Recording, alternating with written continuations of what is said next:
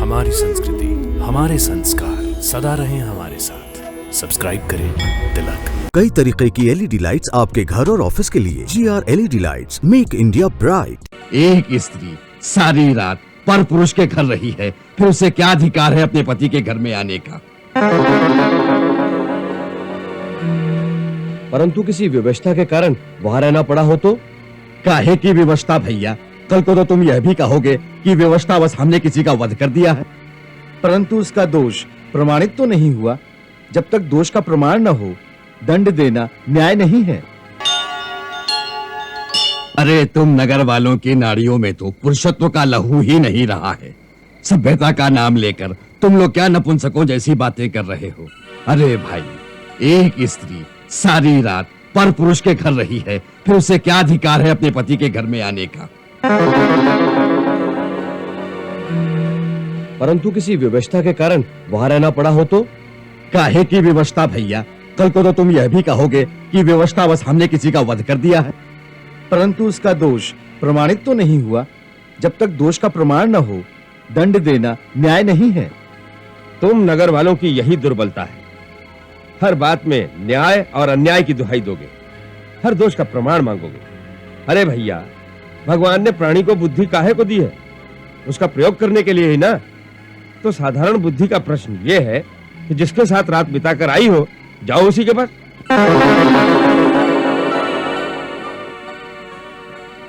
यदि वो निर्दोष हो तो भी। लेकिन वो निर्दोष है, उसका साक्षी कौन है? लेकिन वो दोषी है, इसकी साक्षी किसने दी? उसके लिए साक्षी की आवश्यकता ही कहाँ है? ये तो अंधे को भी दिखाई देता है। भैया, कई बार जो दिखता है वो सत्य नहीं होता। काका, इस बात का निर्णय इतनी आसानी से नहीं होना चाहिए। इस पर किसी का सारा जीवन निर्भर है। यदि ये मामला राजा के पास जाएगा तो बिना सोचे समझे निर्णय नहीं करेंगे। उनको दोष का प्रमाण चाहिए। अरे छोटे भैया, ये तो उसका भाग्य अच्छा था कि उस दिन उसकी पत्नी की भेंट राजा से नहीं हुई, वरना राजा ने इस मामले में न्याय की बात सोचनी ही नहीं थी।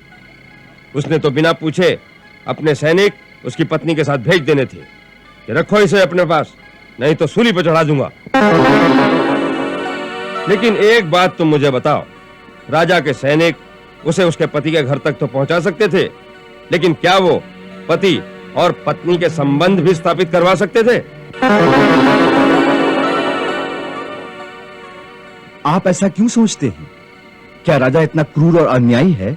नहीं, क्रूर भी नहीं, अन्याय भी नहीं। वास्तव में हमारा राजा बहुत वीर और बहुत महान है। पिता के वचन का पालन करने के लिए वो 14 वर्ष वनों में भटकता रहा।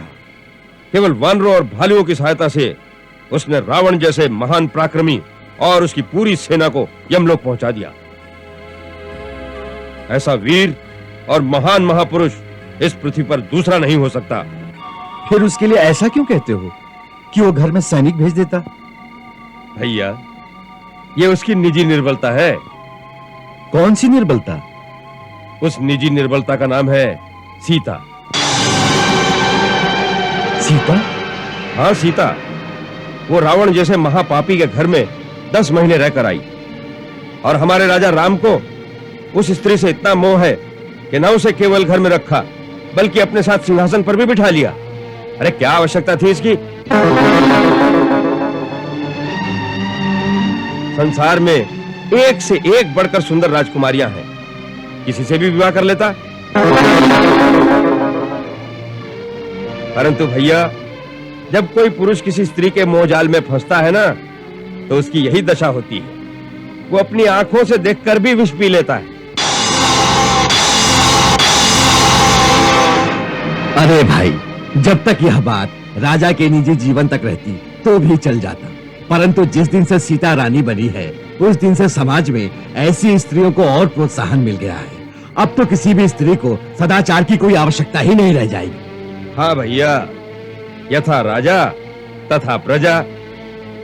अब आगे आगे देखते हैं हमारे समाज में क्या क्या होता है।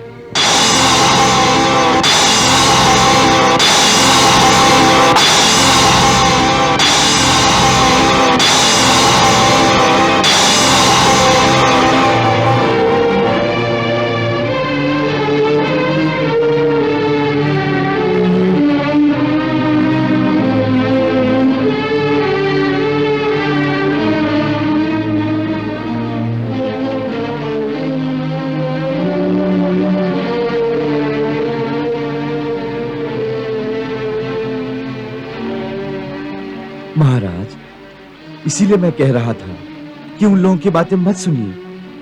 वो ये नहीं जानते कि वो क्या कह रहे हैं। हमारे बारे में ऐसी बातें केवल इसी गांव में होती हैं या राज्य के दूसरे नगरों में भी?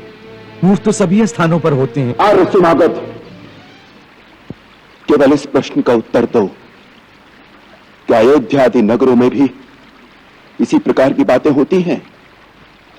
महाराज, सारी प्रजा आपकी वीरता और आपके आदर्शों की बड़ी प्रशंसा करती है। देवी सीता के बारे में क्या उनके बारे में भी प्रजा में इसी प्रकार की बातें होती हैं?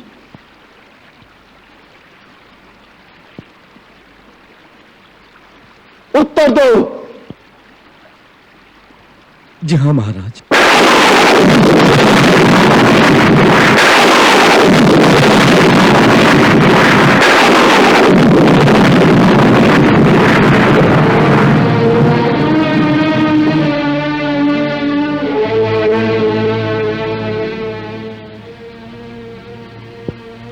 हम नगर में भी जाकर सुनना चाहते हैं।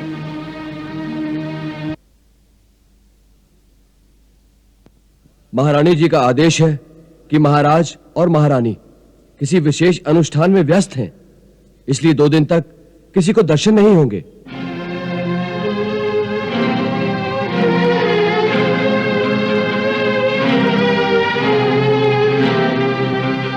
हमारे राजा ने जो भी किया अच्छा नहीं किया। क्या किया राजा राम ने? अरे कुछ तो सोचा होता।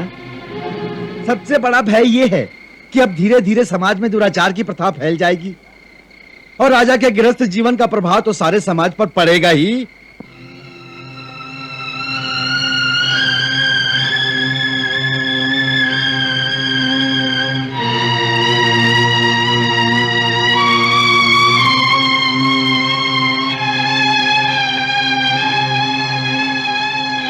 अरे भैया, आज तो एक गांव में हुआ है, कल नगर में भी यही दुराचार फैल जाएगा और सब लोग रानी का उदाहरण देंगे। अरे भैया, राम राज्य में यही एक कलंक तो रह जाएगा। इतना महान व्यक्ति स्त्री के मोह में कैसे विवश हो जाता है कि उसे न्याय और अन्याय का भी ध्यान नहीं रहता। उस परिस्थिति में राजा क्या करता? उस स्त्री का त्याग। बिना किसी दोष के? अरे भैया, उसे निर्दोष भी तो नहीं कहा जा सकता। एक पर पुरुष के घर में रहने का कलंक भी तो लग ही चुका है। क्योंकि वो स्त्री है, इसीलिए उसे पुरुष का हर अन्याय सहन करना पड़ेगा। केवल पुरुष की साक्षी में ही वो सच्ची या झूठी प्रमाणित होगी। केवल स्त्री होने का इतना बड़ा दंड, ये तो बहुत बड़ा अन्याय है। क्या आप लोग चाहते हैं इस अन्याय में आपका राजा आप सबका साथ दे? भाई, ये तो बड़ा अन्याय है। लंका में उसकी अग्नि परीक्षा ली गई थी, फिर भी उसका कलंक नहीं धुला। अरे अग्नि परीक्षा किसने देखी थी? वानरों ने, भालुओं ने? अयोध्या का कोई था वहां जो उसकी साक्षी दे सके? इस रीत से तो प्रत्येक गांव वाले यही कहेंगे, हमारे सामने अग्नि परीक्षा नहीं हुई। इसका अर्थ यह हुआ कि वो बेचारी हर गांव, हर नगर में बार बार अग्नि में जलाई जाए, तभी वो अग्नि परीक्षा में सफल होगी। भाई, जिसे प्रत्येक गांव और प्रत्येक नगर की रानी बनने की इच्छा हो, उसे तो यही करना पड़ेगा।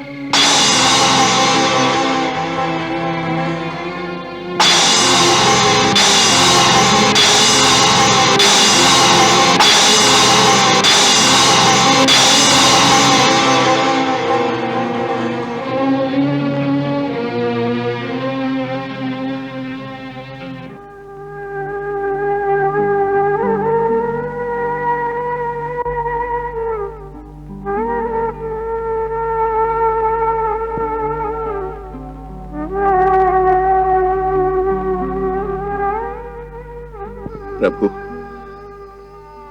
जिस प्रजा के लिए राजा अपना सब कुछ बलिदान कर देता है, क्या वो प्रजा इतनी कृतघ्न और पाषाण हृदय हो सकती है?